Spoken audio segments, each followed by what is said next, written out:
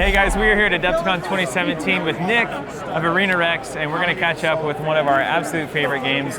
Nick, tell me something. How is Arena Rex doing at this point? I mean, we saw you at Adepticon last year. We've seen you guys growing and continuing to succeed in the industry. Where's Arena Rex right now? That's kind of you to say. We are happily growing a very comfortable and patient fan base. Last year when we came to Adepticon, we had no idea what to expect, and it kind of blew up for us, and it gave us a much bigger following. Gen Con did the same thing, so it seems like every time we come to one of these shows, it's a great opportunity for us to look at people, who are playing our game and actually get to talk to them. Fascinating thing, isn't it? Yeah, and it's just every year, let's make more minis, not more new ones, which we are still working on. Yeah. But we just always are recalibrating how much we think we need to have whenever we come to a show like this. Yeah. So you have to literally adjust the quantity you bring, try to find that magic number between not too little and not too much. Yeah, we just decided to blow it out this year because we just kept having to push it out now. Yeah.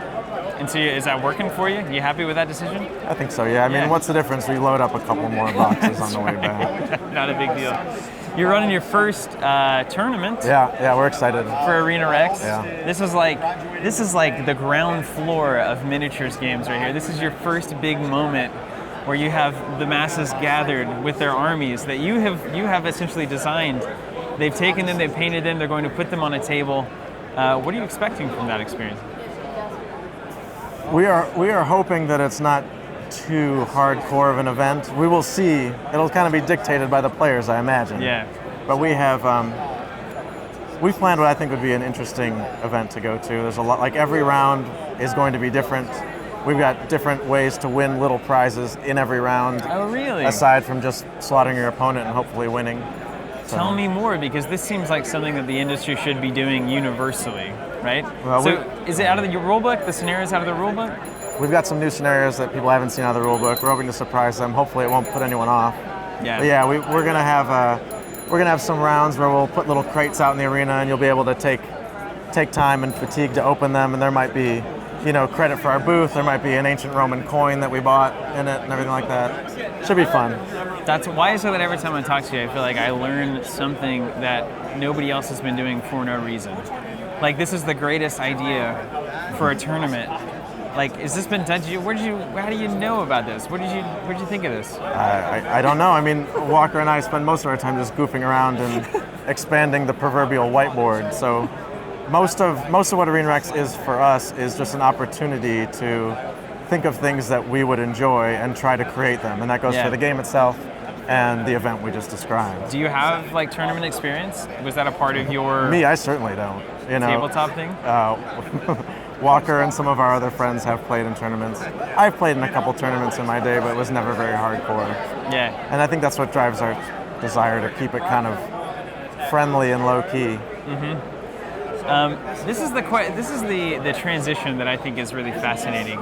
Is that whenever you first did Arena Rex, right? I remember when we first got into it and learned the rules and started playing around, we're like, this is really tight. The mechanics are tight. It's a very elegant game, right? It flowed nicely and it wasn't too complex. But whenever I read your comments on it, it was like, yeah, we're trying to make essentially kind of a light secondary game, that people could play in between rounds of like a thicker war game. But I think at this point, you have people who are dedicated to Arena Rex. Like, this is their main game. This is what they love to play. This is what they do at the game shop on their free time.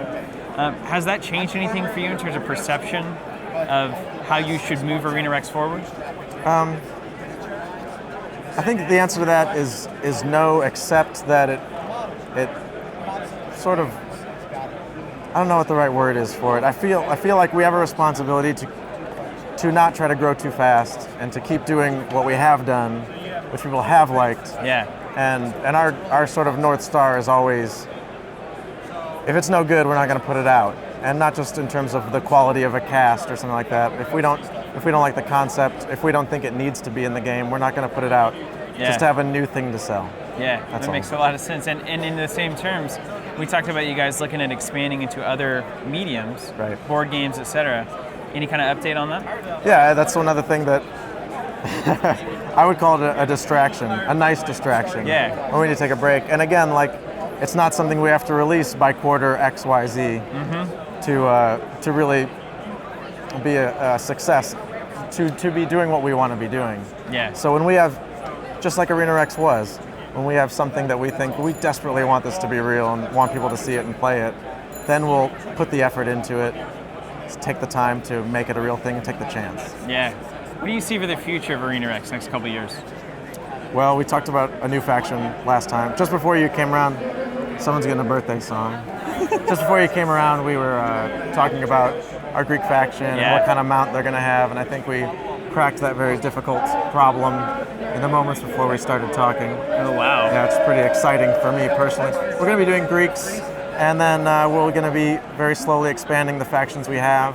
We're very focused on making sure that we don't have a glut of minis and end up with a situation where all the factions feel like they can all do the identical thing. Yeah, good on you. So for us, it's, you know, a faction every 2 or 3 years, and peppering in some goodness into the ones that already exist in the meantime. Yeah. Well, beyond that, like, we have lots of different ideas for ways to change the game, for ways to supplement the game, but everyone can use our imagination until we say we got something to talk about, I guess. As you continue to say, we'll tell you about it when it's ready. Yeah, right. So at this point, I think there's a lot of people out there who are very interested in doing something like you guys did, right?